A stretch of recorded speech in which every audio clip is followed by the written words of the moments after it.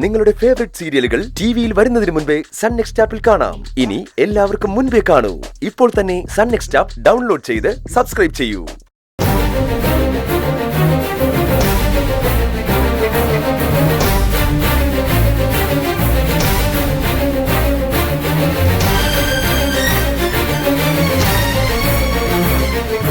ഇനി എന്ത് ചെയ്യും മോളെ? ഹേമ പറഞ്ഞതൊക്കെ നീയും കേട്ടതല്ലേ? മമ്മി എന്തിനാ അപ്സെറ്റ് ആവുന്നേ? എന്താ മോളെ നീ പറയുന്നേ? അരവിന്ദിന്റെ അച്ഛൻ മാഷ് മുന്നിൽ നിന്ന് നടത്തേണ്ട ഈ കല്യാണം മാഷിന്റെ സമ്മതം ഇല്ലാതെ കല്യാണം എങ്ങനെ നടത്താനാ? ആ മാഷല്ലേ കുടുംബത്തിലെ എല്ലാം. അയാള് പറയുന്നതേ അവിടെ നടക്കൂ. മാഷുണ്ടെങ്കിൽ മാത്രമേ ഈ കല്യാണം ആ കുടുംബത്തിൽ നടക്കൂ. അയാള് സഹകരിച്ചില്ലെങ്കിൽ നാട്ടുകാരോ ബന്ധുക്കളോ ആരും തന്നെ ഉണ്ടാവില്ല. മാഷിനെ കൊണ്ട് സമ്മതിപ്പിക്കാന്നൊക്കെ ഹേമ പറയും. പക്ഷേ ഈ കല്യാണം ആരും അംഗീകരിക്കില്ല മോളെ. ബാലമാഷ് സഹകരിച്ചില്ലെങ്കിൽ പിന്നെ കല്യാണം രജിസ്റ്റർ ഓഫീസിൽ നടത്തേണ്ടി വരും. മമ്മി ചുമ്മാ ഓരോന്ന് പറയണ്ട. മാഷ് കല്യാണത്തിന് ഉണ്ടാവില്ലെന്ന് ആരാ പറഞ്ഞത്? ഹേമ ഒന്ന് പറഞ്ഞില്ലേ മാഷ് ഉണ്ടാവില്ലെന്ന്? ആന്റി അങ്ങനെ പറഞ്ഞു എന്ന് വിചാരിച്ച് മാഷ് കല്യാണത്തിന് വരാതിരിക്കൂ? വരില്ല എന്ന് പറഞ്ഞ ഞാനതങ്ങനെ വിടുവോ മമ്മി? മാഷിന്റെ പെങ്ങളുടെ മോളെ കല്യാണം കഴിക്കാന്ന് പറഞ്ഞ് അരവിന്ദ് പറ്റിച്ചു. പകരം ഇപ്പോ അരവിന്ദന്റെ കല്യാണം മുന്നിൽ നിന്ന് നടത്താന്ന് നോണ പറഞ്ഞു അരവിന്ദനെയും സ്വന്തം ഭാര്യയെയും തിരിച്ചു പറ്റിച്ചു. ബാലമാഷ് നിസ്സാരക്കാരനല്ല. അരവിന്ദന്റെയും ഹേമാന്റിയുടെയും കണക്കുകൂട്ടലുകൾ തെറ്റിപ്പോയി. അതൊരു നല്ല കാര്യമാണ്. മോൾ എന്താ പറഞ്ഞു വരുന്നേ? മമ്മി, മാഷ് ഒരു ക്രിമിനൽ ആണെന്ന് മനസ്സിലായി. ഞാനായിട്ട് കയറി ചെന്നതല്ല അങ്ങോട്ട്. ഞാൻ വിരിച്ച വലയിൽ വീണതാ അരവിന്ദും അവന്റെ അമ്മയും. അവരെ ഞാൻ യൂസ് ചെയ്യുന്നു, അത്രേ ഉള്ളൂ. മാഷു എന്റെ കെണിയിൽ വീഴൂന്ന് വിചാരിച്ചു. പക്ഷേ മാഷ് എന്നെക്കാളും മിടുക്കന. ശത്രു സ്ട്രോങ് ആയിരുന്നാലേ നമുക്കും അവരെ നേരിടാൻ കൂടുതൽ കരുത്ത് കിട്ടും. മാഷ് അരവിന്ദനെയും അമ്മയും പറ്റിച്ചതുപോലെ എന്നെ പറ്റിക്കാൻ കഴിയില്ല മമ്മി. മാഷെ കൊണ്ട് എങ്ങനെ സമ്മതിപ്പിക്കണമെന്ന് എനിക്കറിയാം. മാഷ് സമ്മതിച്ചില്ലെങ്കിൽ എന്ത് ചെയ്യും? സമ്മതിക്കും മമ്മി. അതാരും നിർബന്ധിച്ചിട്ടാവില്ല, സ്വയം വരും. വരുത്തും ഞാൻ. മാഷിന്റെ മുന്നിൽ മറ്റു വഴികളില്ലാതാവും. ഞാനൊരു കാര്യം തീരുമാനിച്ചാ അത് നടത്തിയിരിക്കും. മാഷ് താലിയെടുത്ത് തന്നു തന്നെ എന്റെ കല്യാണം നടക്കും.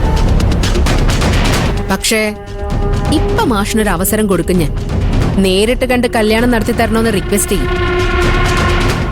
അതിനയാൾ സമ്മതിച്ചില്ലെങ്കിൽ പിന്നെ ഞാൻ എന്റെ വഴി സ്വീകരിച്ചോളാം.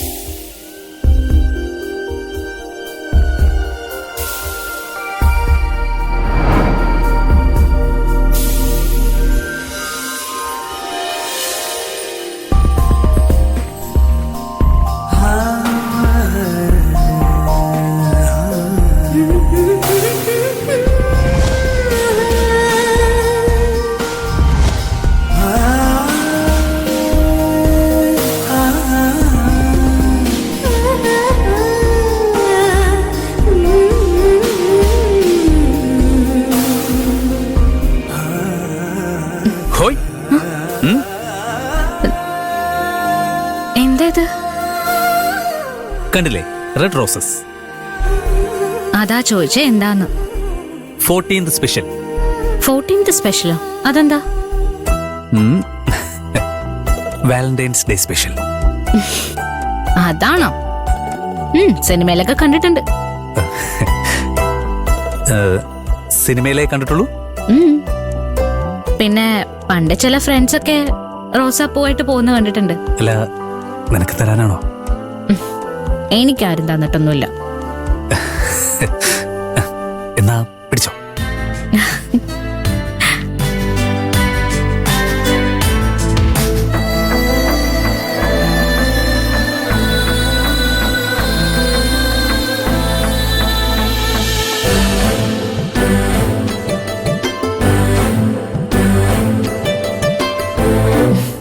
എനിക്കെന്തിനാ ഇത്? കണ്ടിട്ട് എന്ത് തോന്നുന്നു? ഇഷ്ടമായോ? ഇഷ്ടായി. ഇതിപ്പോ എനിക്ക് തന്ന എന്തിനാ? You are my valentine. എന്താന്ന്? അതൊക്കെ ഒരു ചരിത്രം. അത് നിന്നെ ഇപ്പൊ പഠിപ്പിക്കാൻ സമയമില്ല. പക്ഷേ നിനക്ക് വേണ്ടി ഞാനത് പറയാം. For this was on Saint Valentine's day when every fowl comes there to choose a mate. അക്കുചേട്ടന് വട്ടായോ? ഏയ് വട്ടല്ല.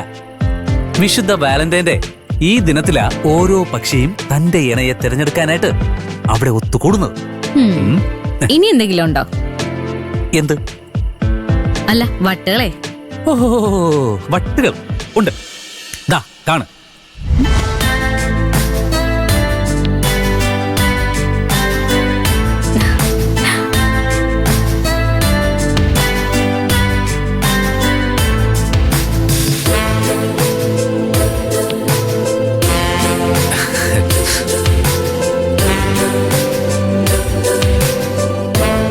Happy Valentine's day.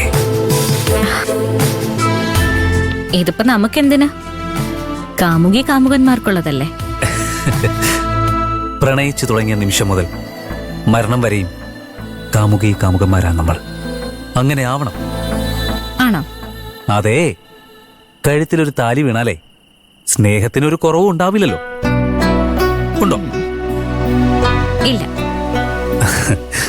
നീ കൂടെയുള്ളപ്പോ പകലും രാത്രിയും എനിക്കൊരുപോലെയാ. അക്കുചേട്ടന്റെ വട്ട് ഇനിയും തീർന്നില്ലേ? നീ എന്റെ കൂടെയുള്ളിടത്തോളം തീരില്ല.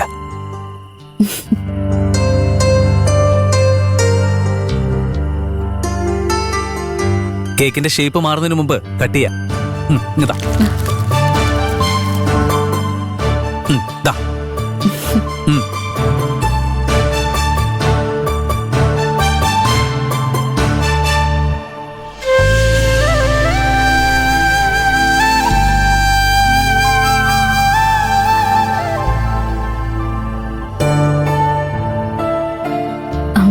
അക്കുചേട്ടൻ ഞാനിത് കട്ട് ചെയ്യുന്നില്ല. അതെന്താ? നമ്മള് രണ്ടുപേരും ഒരുമിച്ച് നിക്കല്ലേ കേക്കില്. അതെ, അതിനെന്താ? അത് കട്ട് ചെയ്താ